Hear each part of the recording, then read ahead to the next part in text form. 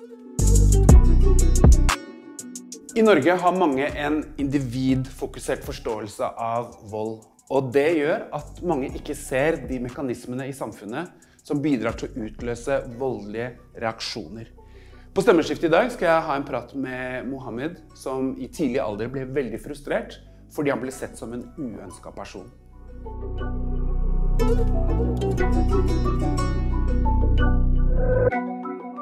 Mohammed, hva tror du det gjør med en person å oppleve vold og bli utsatt for vold? Kan påføre veldig mye psykiske skader for personen over en lengre tid. På hvilken måte?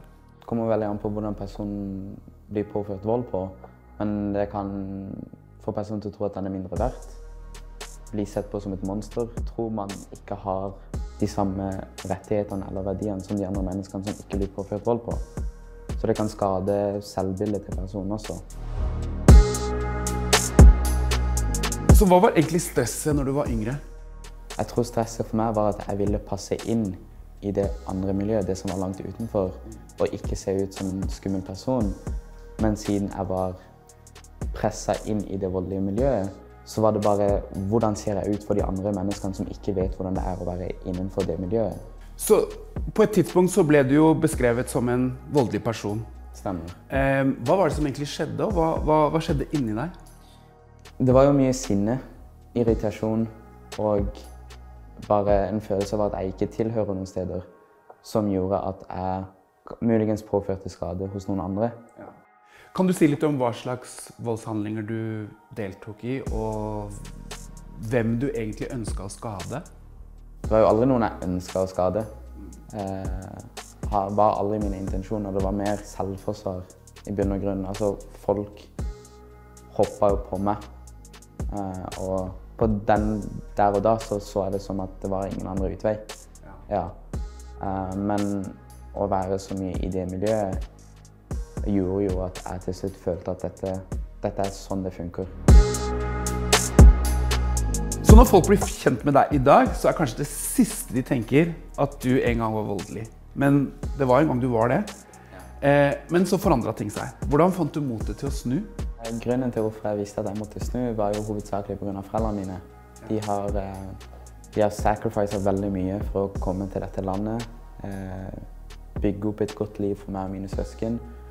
Jeg kunne ikke fortsette å komme hjem med flere lapp fra læreren min, eller at rektoren ringte foreldrene mine hver fredag og fortalte dem hvilket piss jeg gjorde. Og da tenkte jeg, ok, men de har nok på hodet sitt. Kanskje jeg burde ta ansvar for meg selv nå. Så Mohammed, under aggresjon så ligger frykten. Hva har frykt betydd for deg, og hvordan fant du styrke til å overvinne den? Frykt for meg personlig er kanskje det at skuffelse, at jeg ikke har lyst til å skuffe. Om det skal være mine lærere, mine venner, eller som sagt foreldrene mine, så tror jeg mye av den frykten min var egentlig bare at jeg har ikke lyst til å skuffe noen.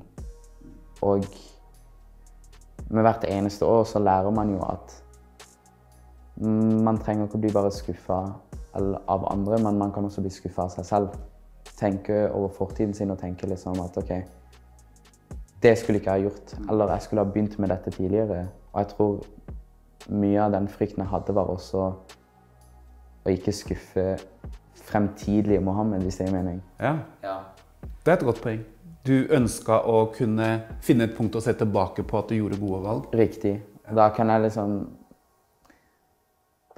se på dette og tenke liksom, ok, fra nå av skal jeg leve et liv der jeg ikke skal angre på et valg. Og etter jeg bestemte meg for å gjøre det, liksom, så kan jeg se tilbake og tenke liksom, ok, jeg angrer faktisk ikke på at jeg gjorde ditt og datten. Ja. Men Mohammed, du vil jo ikke ha et enkelt liv da. I tillegg til at du skal ha funnet din egen styrke, så bruker du så mye tid på å hjelpe andre å finne sin styrke. Hvorfor gjør du det? Er det ikke et hjelpeapparat der ute som skal gjøre den jobben? Jo, det finnes jo hjelpeapparat. Men grunnen til hvorfor jeg velger å bruke tiden min på å hjelpe andre er fordi jeg tror mer enn det hjelpeapparatet så kan jeg relatere med de type menneskene.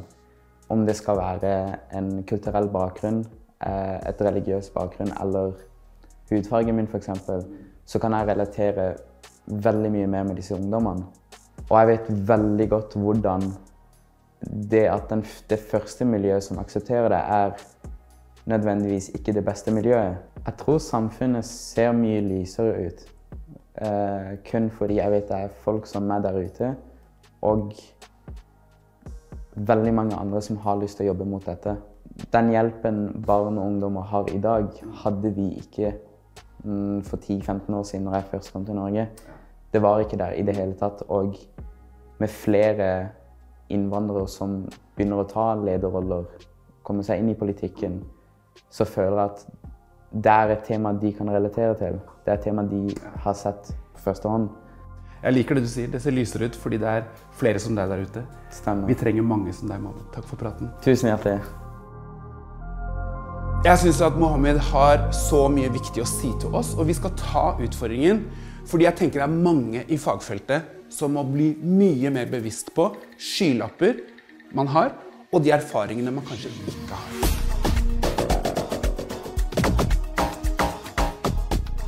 Nei, det har vært veldig, veldig gøy. Veldig spennende og interessant å være med en del av dette her. Jeg som yngre hadde fått nytte av en sånn type video og vite at det flere der ute, og spesielt flere som ser ut som meg, som går gjennom det samme.